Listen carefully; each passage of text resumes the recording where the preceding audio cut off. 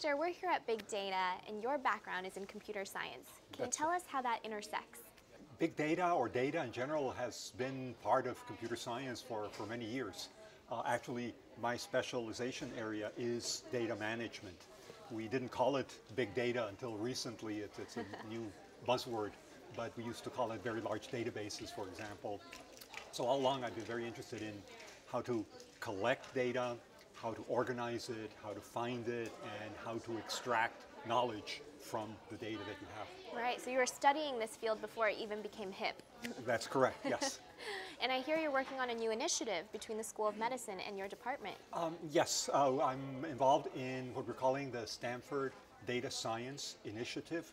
We're using the term data science, which includes big data and data analytics and very large databases, to describe all the sort of the researchers at Stanford and elsewhere that are interested in these topics, how to organize, manage data, and how to learn from the data.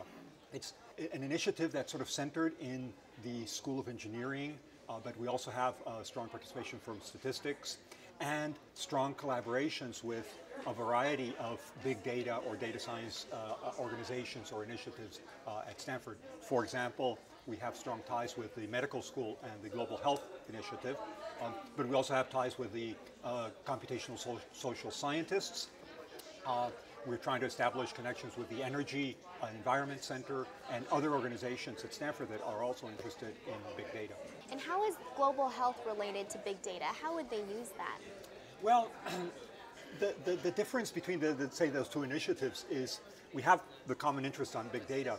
The initiative on the medical school side, their primary goal is to solve certain medical problems, find better drugs, prevent diseases, and so on.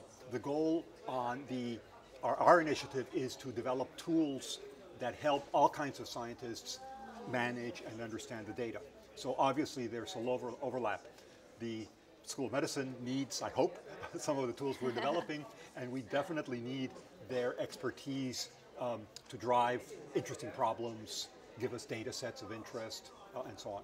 So a real interdisciplinary approach. That's right. To solving these problems. The problems with big data are big enough that we need people from different disciplines to come together and collaborate. And since you're a veteran, how have you seen this field change over the years? One big change is now a lot more people are aware of the importance of data. It's always been important, I think, but now a lot of people understand the value in that. And there have been changes. I mean, the volumes of data that are becoming available have increased tremendously. That's one of the reasons why there's a lot of excitement in this topic. The techniques that we use have also become more sophisticated, smarter, if you will, than what we used to do years ago. And where do you see the future of this field heading? Well, I think it's just going to continue to grow in importance. You know, in a lot of organizations, universities, companies, the data was sort of secondary, right? If you were running an insurance company, for example, yes, you had data, and you had to keep your books and your records, but that was sort of a service that somebody provided in your company. But now, data at a bank and an insurance company and at a hospital is really the main sort of value or component in running the organization in research. So I think the future is that data and computation are going to become more and more central to a lot of human activities. Definitely, and I think at Stanford we're focusing on a lot of those developments. Of course. We'll see a lot of them being made here. Yes, here in the medical school and in other parts of campus. Well, Hector, is there anything else that you want to share with us today? No. Thank you for inviting me. Oh, and great. I hope I didn't wave my hands too much. No, you were great. Thank you so much for your time. Okay, my pleasure.